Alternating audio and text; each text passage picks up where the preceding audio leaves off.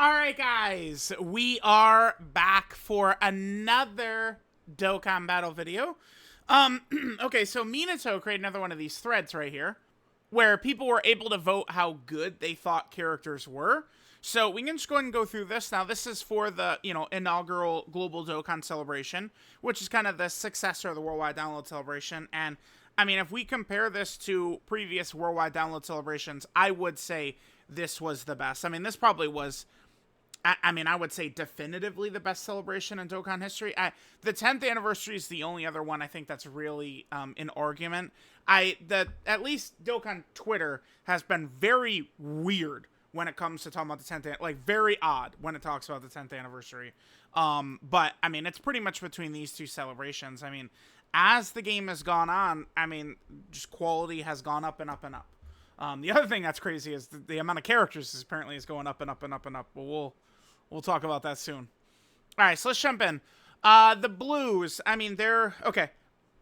There's 5 LRs, right? Carnival and Dokkan Fest LRs. I would say I'm kind of at the point where I don't really care what a person's top 5 looks like, as long as it's just those 5.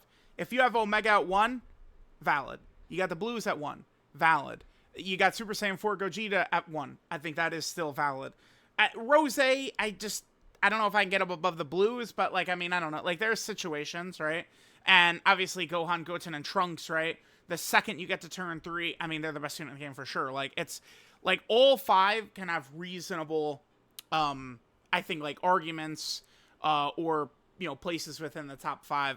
I think if I see a top 5 list, and it doesn't just have these new 5 LRs as the 5, I just kind of like, it's like, yeah, well, they're agenda baiting. They have some agenda they're pushing.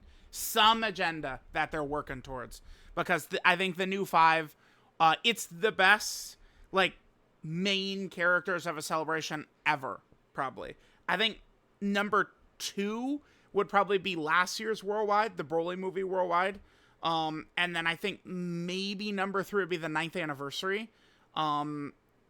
Because it's like, the weakest, like, who is even the weakest LR of the GDC? It's tough, dude. Like, Omega, Rose, Gohan, Goten, and Trunks, Super Saiyan 4 Gogeta. I just don't see how you could put the blues at 5. This is my pick for best unit in the game. It is, but, like, it's just, like, it's, everything is so good. And it's like, I mean, for the 2024 Worldwide, I guess the worst character would have ended up being, in Broly at the time, but he probably aged a little bit better than maybe some of the 4. But, I mean, all 4 were very good, which is the point. And then the same thing for the 9th anniversary. I mean, I'd say the Gammas were the worst, but the Gammas were, like, ridiculously very good as the worst. And that's what we got with this celebration. So we really don't need to even spend very much time talking about the main LRs. They're just great. Yeah, look at these numbers right here. This is crazy. Yep, all right, same thing. Boom, they're just great, period. EGL Champa. So, man, some of these banner units, I do rather like their kits. I think that they were designed in an interesting way, but Dokkan upped the power creep. Champa would have been, I think, really quite effective if we were still running around in the 10th anniversary meta. You drop a character like this, and it's just like, expect them to tank. It's just like a joke. Like, it's like, no. Like, no. I mean, banner units, I mean, they need to be rocking dodge. Like, that's it. Like, I'm sorry. I know some people, like, don't like to rely on the RNG of dodge, but, I mean, everything is RNG in this game. I don't know. I like his kit, but, I mean, the power creep just kind of swallowed him up. So I gave him underwhelming right here. Probably like a 5 or a 6. I could see some good. I think bad is probably a little extreme. I mean, I know we can rock in there and he just gets blown away, so people would say, oh, he's bad. But, I mean, you could do that about every character, right? The clones, I don't know. I'm just going to kind of generally put them in the same bag, which I think is very good. I think I would just put all 5 clones as like an 8. I think is what I would give all of the clones. I just think that they're very acceptable in terms of how good they are. They're free-to-play characters who can perform in, like, these hardest fights in the game. They can. To me, they're more than acceptable. I think they're very good. You see like the clones in some of these characters, and it just really goes to show why, so many previous Celebrations free-to-play characters were just cold-blooded losers, and it just made no sense why they weren't made better. Right? End of discussion, basically. So, okay, so there's that. Again, forgive me, but there's a lot of characters we're talking about here. I don't want the video to be like 3 hours long, but like the clones I think are effective. I felt very comfortable just giving them a good. And remember, I'm not, when I'm like ranking these characters, like I'm thinking about the blues compared to like Dokkan Fest LRs and Carnival LRs. That's what my ranking is based on. I'm thinking of Champa compared to like, banner units, like good banner units performance. Like I think a lot of times what players do is they get a little too caught up in thinking that like, oh, this EZATUR can't fucking tank everything like the new Dokkan Fest LR. What the fuck? What the fuck? It's like they're not like intended for the same roles, right? So that's why I don't know. It's just a little low. He's close to good, but yeah. And then I mean these guys honestly compared to like all free-to-play characters in the game, these guys could be great. I don't like these people voting great here. I think is very valid for sure. Okay, so then next we get the Zamasu Goku. I thought he was good, probably more like a 7, but a nice effective character. I think you could pretty easily run this guy. I mean, Super Bosses, unfortunately, I would say is probably the worst of the 5 new teams, right? So of the 5 GDC teams, Super Bosses is clearly the worst, right? Some people use that to kind of like lower like Goku Black and Zamasu and ranking stuff like that. Like it makes no sense, but because they're on a lot of they work well on a lot of teams. This character's good. One thing that is good with this unit though is that they did like make this far less of a mechanic for this character. But, I mean, you still have the dodge attached to it. And, when we're talking about free-to-play characters, that's the one thing. If only the dodge was just built in, and then, this, like, damage reduction, all this damage reduction, I just wish was swapped with the dodge. And he would be just a better character, right? Because damage reduction alone, I still see, like, I saw people talking about the recent AGL Videl be like, how could she be bad? She could have 80% damage reduction. It's like, well, that doesn't, I mean, you just get cold-blooded one shot with 80% damage reduction. Like, it doesn't matter. Like, it's like you need a lot more than just, like, damage reduction, right?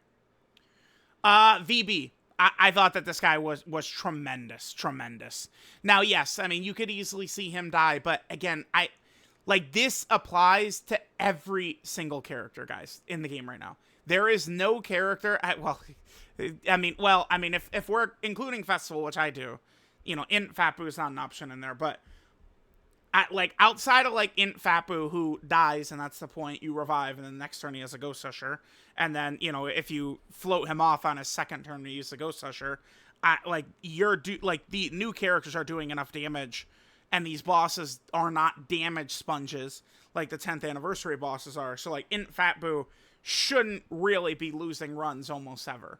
But, like, this guy could. Like, he could fail his dodge. Like, when he gets targeted with a super attack, he could dodge, right? So, like, people would have that happen and be like, oh, he's trash. But this guy is doing so fucking much, dude. He has 2-turn support. He is rainbow orb changing. He has the counters, the additionals. This guy is absurd. This is a great character. So easily he's a great. And I think the same thing with AGL Rose is a great. AGL Rose, he can get caught depending upon the situation. We could see Rose tank the hardest hits in the game depending upon the situation, or we could see him get crunched instantly depending upon the situation. Because for every hit received, he gets damage reduction within the turn. But, I mean, if you've got, like, Omega Shenron, you get some of that defensive support up, and then this guy is able to get up to, 75% damage reduction. And then, I mean, he's getting, like, even more defense there after supering. Like, this guy could be looking good. And he's a support. I am, chat, you guys know this, I'm always favorable to characters who are supports as well. And, I mean, both Physical VB and AGL Rose, I find it just very easy to just throw them on the team. They're bringing a lot to the team, but not taking a lot away from the team, if that makes sense. So I think both Physical VB and AJL Rose are, great. Into Fusion Zamasu. So this guy, I think, is really pretty underrated. But he does have a major weakness, of course. That is to, like the AoE locking shenanigans can get him. I have him at a 7. Like, I have him at like a 7. I could see a 6, though. And I don't know. I couldn't get to a 9. I don't think that this guy should be great. But a 7, 6, or 5 in that range is probably what I would personally give this guy. Again, he's very good, but I would say there's a twofold issue for him. One is kind of like the main setup we'd use this guy on is Super Bosses, which is not an elite team. So that hurts. The other issue for him is, again, he pre-attack, so like AoEs and locking can be a problem for him, for sure. And that is like all over the game right now. AoEs, locking. But besides that, he can be very effective. We could even clown around with him in some of the fights. They've very clearly, to me, designed a lot of fights based around Dokkan Omega Shenron, who has an unarmed super nullification. Well, I mean, Fusion Zamasu does too. So it's like some fights, like if we take him into, that into Gohan fight where Gohan, 13 million super turn 1, we could actually utilize this guy potentially as like a slot 1 if there's only just like the one attack at the start, which is probably the super. This guy would nullify it, and then boom, we're good and off to the next turn. So like there is value here for him. I mean, I could concede that he could be a bit better though. I do want maybe I should have put him as a 6. I think again a 5, 6, or 7 to me is about where I'm feeling with this guy. 5, 6, or 7. Carnival Super Saiyan 4 Gogeta. I just don't really think we need to waste too much time here. He's just a 10, right? But I mean, all these big boys are. Omega. We don't need to waste any time here. He's a 10, right? I can't believe how many goods there are on him. What the fuck? 14% good? You guys drunk? Bro. Is everyone doing okay out there? 14% good? What are you guys looking at? You're at 6. That's very acceptable. What are these two at? 19. Okay, more drunkenness. 17? They actually have more. Pure insanity, dude. Pure insanity. Yeah, I think all 5 of the new LRs, 10s. 10s for sure. Well, again, we don't really need to waste too much time talking about them. Just hard 10s. So for Pan, I gave her a 7. I think, for Pan, 8, 7, 6, 5, kind of in that range. Pan, it's just, her kit is so elite, dude. You can't, dude, this is a ridiculous kit, but she's got a weakness, and that's, locking AoEs, right? She gets hit right away before she attacks, and she can get folded. That's a problem for Pan. And that is a big thing right now. A lot of these major fights locking AoEs. I know a lot of people don't like the boss fights having those mechanics, but it does also just kind of lead to a thing. I mean, I'm not going to speak for other players, but if the fight is not doing crazy bullshit, I mean, it's hard to make the fight a challenge to me. Like if the fight is not doing like real craziness, it's hard to make it like a real challenge. So like I understand why they've got all that.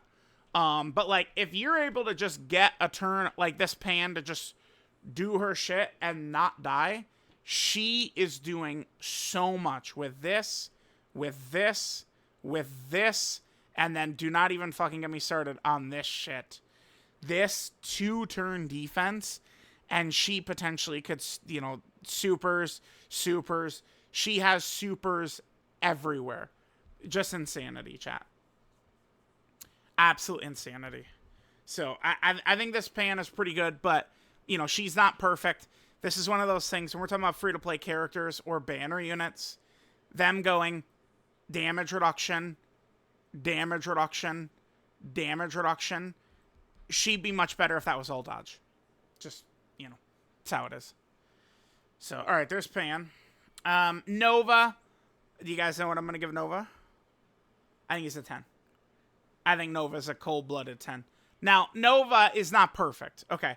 He can die to normals and shit like that, but I don't, like, when you look at the history of free-to-play characters in this game, I just don't know how you can't just give him a 10. I don't get it. Because a lot of the toughest fights right now are Ki Blast super attacks. He could nullify it. I mean, yeah, you can't, like, I'm sure someone would say, oh, well, a 10 to me, like, shouldn't need, like, a perfect situation. This is a new game, right? Because I saw this. I'm sorry, hold on. We're going to get back to Nova in 2 seconds. I saw this, right? Didn't they show this at some show? This is giving me, like, I don't know, like Final Fantasy 15 vibes, right? Chad, I might need to lock in on this. I got to look into this. Yeah, anyway, sorry. Nova. Nova can be killed by some normals. In some situations, he could be in danger. So Nova can get caught. That is true, right? But, I mean, especially if you consider literally like AGL Super Saiyan 4 Gogeta could be killed. Omega Shenron could be killed. The Blues could fail to dodge. They could be killed. Like, every character can be killed.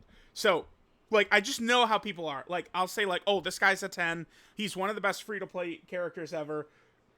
He's actually so impressive. So impressive. And then someone to go, oh, well, what's this then? And it's him getting one shot by a normal from, like, Super Saiyan 4 Gogeta or something like that. And it's like, yeah, man, again, all these characters can have weaknesses, can have problems. But them attaching this to him is really crazy. Because a lot of these really tough bosses, this is what they do. You know, the Goku Black and Zamasu fight, they're both doing Ki Blast. Super Saiyan 4 Gogeta fight is doing a Ki Blast. Right? The Blue Goku and Blue Vegeta fight, they're doing Ki Blasts. Yes, things can go wrong. But let's not talk about him shooting out 60 million attack stats and being able to, like, quad super and shit like that either. Like, I just think he's fantastic. I think they did a great job. Like, this is a great, this just shows, like, they know how badly they've done with free-to-play characters in this game, man. They, like, this is not hard to do. This should be the standard, you know, like, this is how we can make Dokkan Fest Omega Shenron team have either the best team or borderline the best team or one of the best feeling teams, is you drop him, you make him super elite, right? You know, oh, we got a Sub-EZA, and that's actually one of the best Sub-EZAs ever. Awesome. We got a free-to-play character. He's one of the best free-to-play units ever, right? But, like, they actually supplement the team with help rather than dicking around on our hands. And then, you know, oh, the team sucks, and then no one uses the character, and then you can't use the character because no one's using the character, which means they're not on the friends list, and then it's just a worthless bastard waste of a release, is what Omega Shenron could have been. But instead, they said, let's give him the best, you know, one of the best free-to-play units ever, Nova Shenron. I think Nova Shenron is an easy 10. Easy 10. Because I'm comparing him to free-to-play characters. He's an easy 10. Easy 10. This guy is like a 9 or a 10. I have been blown away. Here, we'll get rid of this. I got this marked down on my list, though. We'll see. There's so many games, dude. This guy has blown me away. I am so impressed with this guy.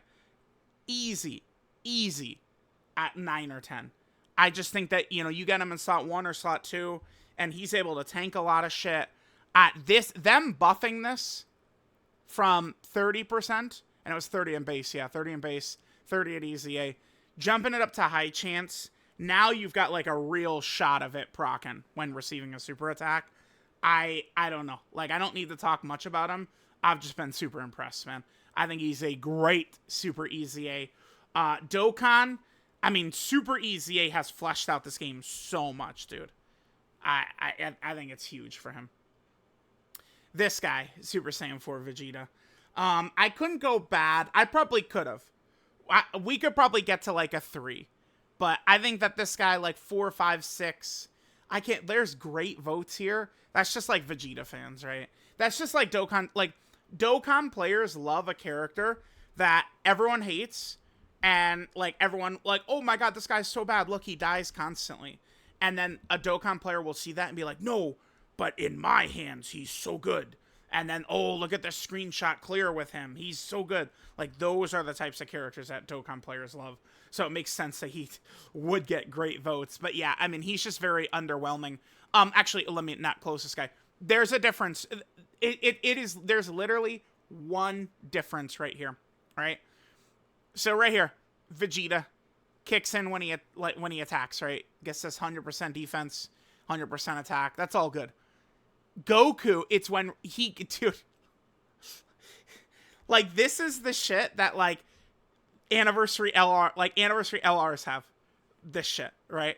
Like the biggest characters in the game get this shit. And then Vegeta just gets some more stats when he attacks. Dude, it's so crazy. It's so crazy. That's the difference. It truly is. That is the difference between the two. This guy in slot 3 will die. He will die in slot 3. Because this is what changes everything. Like, he's like tripling his defense when he gets targeted, man. Like, it changes everything for him. And that's the difference between the two. It's just that line. All they had to do was just make this exact line for Vegeta. That's it. Boom. And they would be pretty much the same character, right? And they'd both be really good. But instead, this guy, I couldn't tell you any more than just he feels bad. He feels bad to use, so. All right, so there's that. We have Sub-EZA Omega. I gave him a good. I think a good is fine, like a 7 or an 8. I think if you really wanted to stretch it, you could get to a 9. I think a 6 is probably pushing it, though. I think 7, 8, or 9 is probably about where he would go. I do think that this guy is a little flimsy. He can get hit really hard if the boss can't be attack debuffed. Now, luckily, there are several, like, relevant fights right now where bosses can be attack debuffed, including, you know, kind of like what is the pick for hardest fight in the game, which gives this guy a lot of viability, right?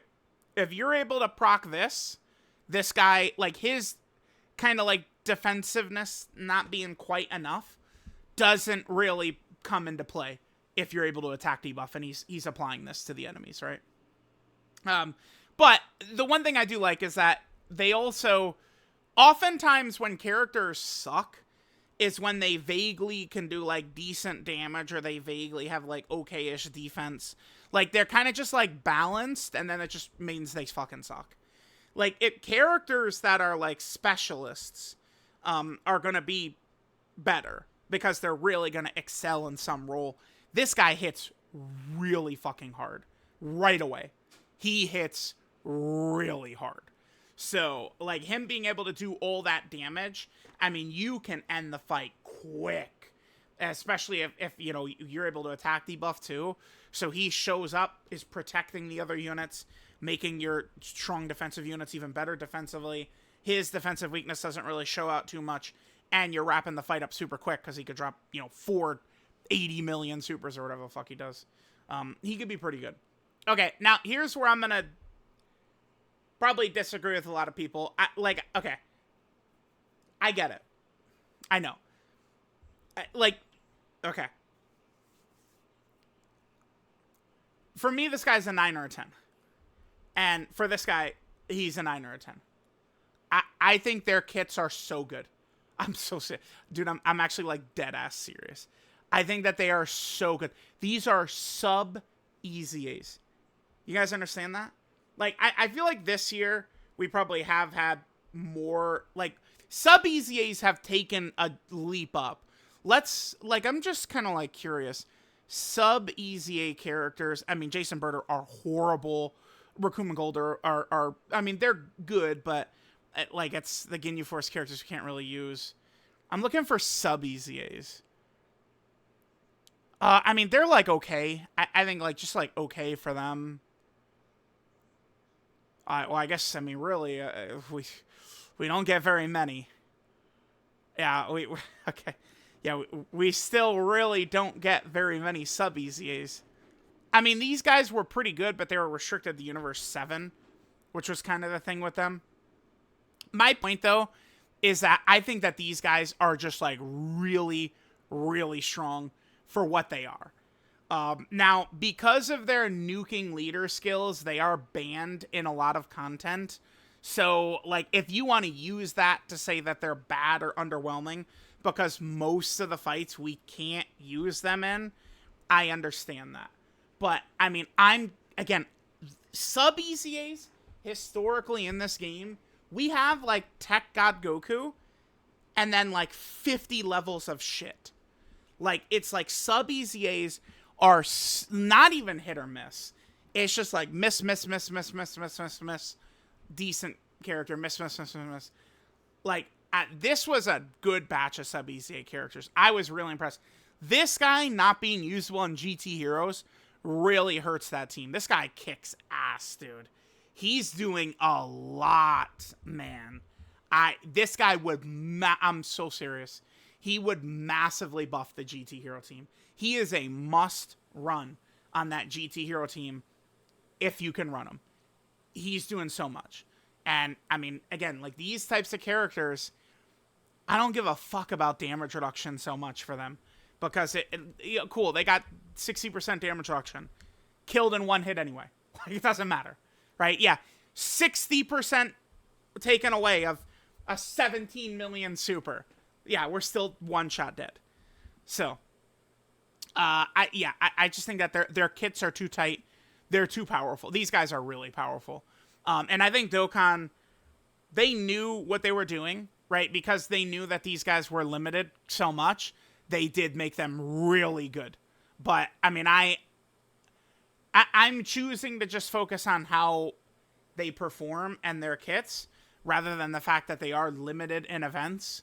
If you choose to just be like, well, most events you can't run them in, so they're bad, I feel like that's a valid argument. Like, I get that. But myself, I'm going to give him a 9 or a 10.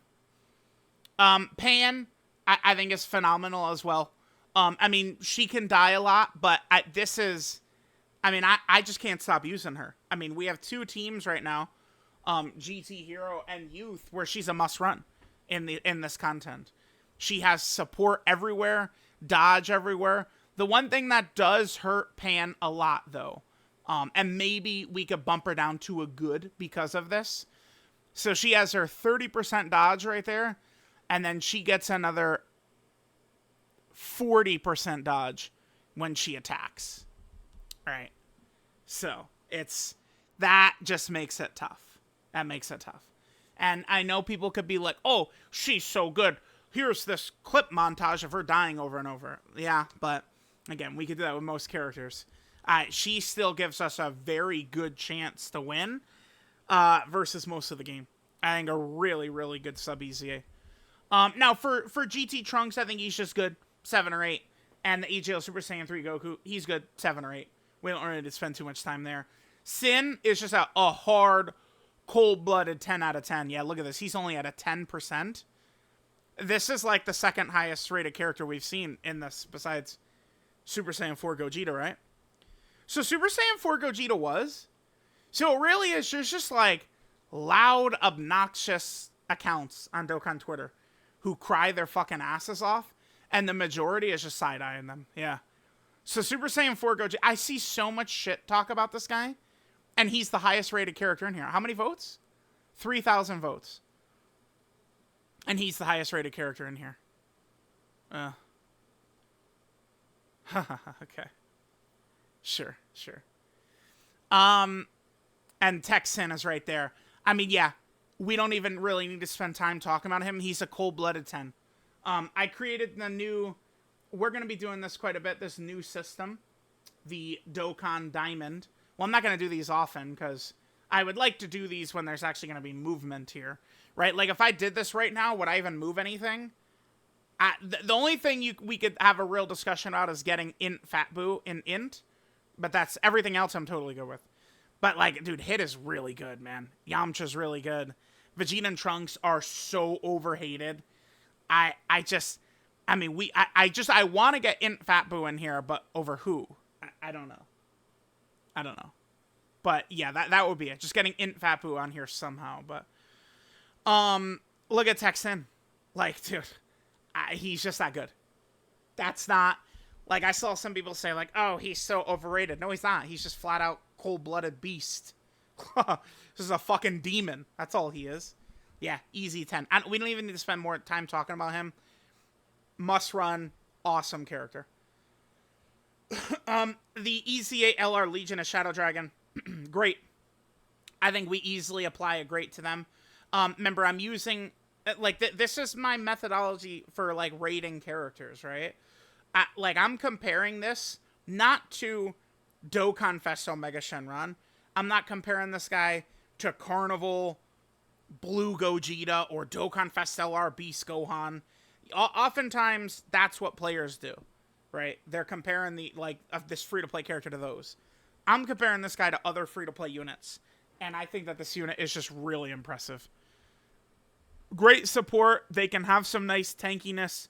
We could throw a 30 dodge build on them to just kind of increase their survivability. Just an awesome unit. I just a 10. You see the consistent quality in this celebration. Really impressive. EZA in Super Saiyan 4 Gogeta. I think an 8, 9, or 10 for him works. Him and Sin both have the same thing, which just is great for this meta, which is that first turn, it's very difficult for them to take damage.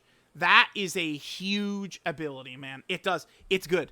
It's really good in this current meta, right? It helps you a lot, to not have, opening rotations, factor in as much, which is, instant dead or anything like that. Remember, in Super Saiyan 4 Gogeta, he's got his nullification.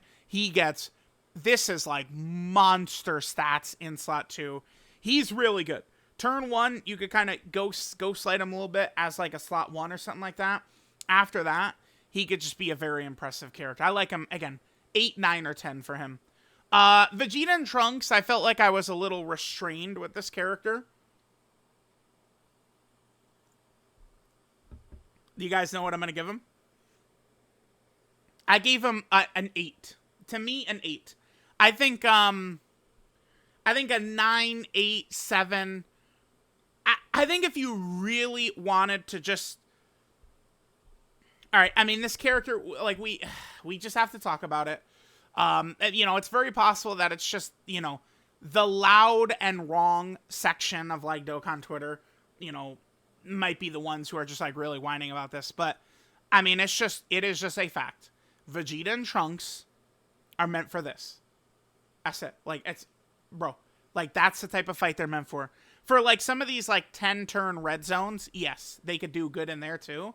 But, like, those fights they're not really competitive against the GDC team. Like, if you think I'm full of it, take any GDC team into a red zone.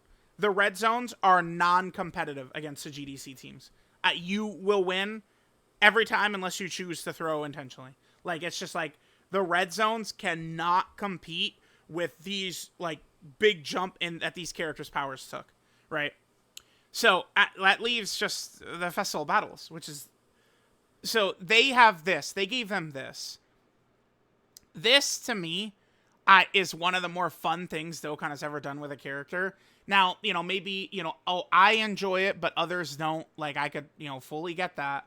But, I mean, if we head over to Festival Battles, I mean, we've been able to take, a lot of different characters and experiment in here with a lot of different characters, right? Tech UI, Gogeta, Beast. We took so many of these characters deep into the Festival Battles. This Vegeta and Trunks EZA, it's just ridiculous. And that event, again, we'll do this argument or conversation of, oh my god, it doesn't matter, duh. But the reason it does matter is because it's a very challenging event that Dokkan dropped. And you could argue it as the hardest fight in Dokkan history pretty easily if you want to. I just am not interested in listening to the bitching so much about it. But you could argue this is the hardest fight in Dokkan history, right? They're going to release units to help players beat this. So, the point is, if we pretend this doesn't exist and we stick our head in the sand, then we start to get really stupid opinions that are just wrong. Remember, opinions can be wrong. When you say shit like Vegeta and Trunks are bad, you are wrong. That's not an opinion, right? Saying the sky is neon green, that's not an opinion. You're wrong. Period. Okay? So, this character sucks. If we pretend a top 3 hardest fight in the game's history doesn't exist. And it's not still relevant because they're still designing characters who could be very good in here. Like, very obvious, right? Like, they drop this, and then you look at the major celebration slots, the first 6 months of this game, leading up to GDC, so much of the characters were designed for, like, this type of shit, right? So, don't be shocked when they drop a couple more like this, and then people downplay them because they just want to pretend that this doesn't exist, right? And it's like, if you don't want to do the event right now, I get it. It does take takes 3 hours just for, like, this guy to super in slot 2, this guy to super in slot 3, and then shit gets very scary, right? So, you know, play for 3 hours, and then this guy randomly decides to fucking super in slot 3 or some shit like that, and things get very, very scary, right? Like, that's what happens. And that's no fun. Like, people don't want to spend that long to do it. I get that. But remember, they're still going to be dropping characters to help players do this. It's like Crota Body and Mind Mission, or, you know, anything. Like, they drop something really tough, and they'll drop shit to help players beat it. We don't need to spend very long talking about them. 10. Cold-blooded 10. Cold-blooded 10. This character, man, I really feel pretty favorable about Trunks and Goten. I like what they did with them quite a bit. This is just a nice addition to the youth team with dodge, support, and orb changing to specifically help out Gohan, Goten, and Trunks. I think they just did a pretty good job with this character. I think a 9, 7, or 8. Yeah, 7, 8, or 9. In that range, to me, sounds good for Goten and Trunks. Spopovich, I feel like I'd have to give him an underwhelming, because I thought he'd be able to tank a little bit better than he does, but it's, I think Spopovich is really good if you have all of this up, but, like, guess what? He's really good if we have all this up, but guess what? You're not going to have all this up. And I don't know why. I just wish they shouldn't release banner units that don't support. Like, this guy could have been a nice little option for Tao's team if he just gave extreme class allies 3 key, 30% attack and defense for 2 turns. You toss that onto him, and he has much more of a point. Like, I'm totally down. To be fair, this character did actually need help, though. They did need youth characters. But a lot of times when Dokkan drops Saiyans, the Saiyans don't actually need banner unit help. They don't. So, like, you know, dropping Spopovich and making him like a mercenary Tao team buff, I don't hate that idea. But they needed to go all the way and give him support as well. So, I would probably say, you know, 3, 4, 5, 6. Could you get him to a 7? Maybe. I would go somewhere like a 4, 5, or 6, though. This guy, I think, really kicks ass. I think maybe like an 8. I think he's just generally very strong, is what I would say with this guy. Not really like tippity top tier, but I think he serves a purpose, which is he's a really helpful addition to the youth category team. So, again, like, he doesn't need to be 100% damage reduction turn 1 or something like that, because, you know, the Gohan himself, the in LR Gohan can go turn 1. We just needed a competitive character for youth that wasn't just like dodge or die at all times, and that's what he was. And then there we go, and yeah, the character kits is the best we've ever seen. Like this right here. How could people even say good? It doesn't even make sense to me. Like, what are you looking at? Like, sure, the fights are so hard that every character could die, but that is not a problem of our units. Our units were not made too weak. They weren't like, oh, holding back. This is like the craziest celebration ever. These characters are so good. It's just that they really ramp the events up at the same time. So, all right. Let me know what you guys think. Always do like covering, something like this, seeing all the characters. Man, yeah, what a great celebration. I mean, they decided that does feel good because so often, in history, many years ago, Global Shaft was a real thing.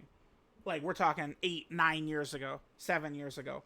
But very quickly, it became more of a meme than anything, as Global did kind of start to get treated, for the most part, better. But there were still issues. Remember, it was in 2021. Remember, support items were broken. It was a global exclusive bug, and, like, the game was, like, unplayable. That's a legitimate Global Shaft. But for so long, Global was treated like shit. And then, as time has gone on, it's been treated better and better and better. And then now, the celebration to celebrate Global Dokkan's anniversary. Because that's what this was. This is a celebration. Like, they specifically made the characters come out, on Global's, like, normal anniversary day to celebrate Global's anniversary. And that was what they made the best celebration in Dokkan history. This is my pick. Best celebration ever. The characters were incredible. Everything was incredible. Does have me feeling very optimistic because that Tien and Tao, like, Tien and Tao were really good, and the celebration was actually not that bad, right? Like, there was a lot of events, but that felt like maybe the low point in Dokkan history to me.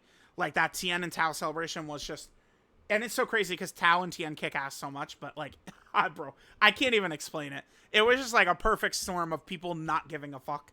And then to go into the, like, I think the clear best celebration ever right after does feel quite good.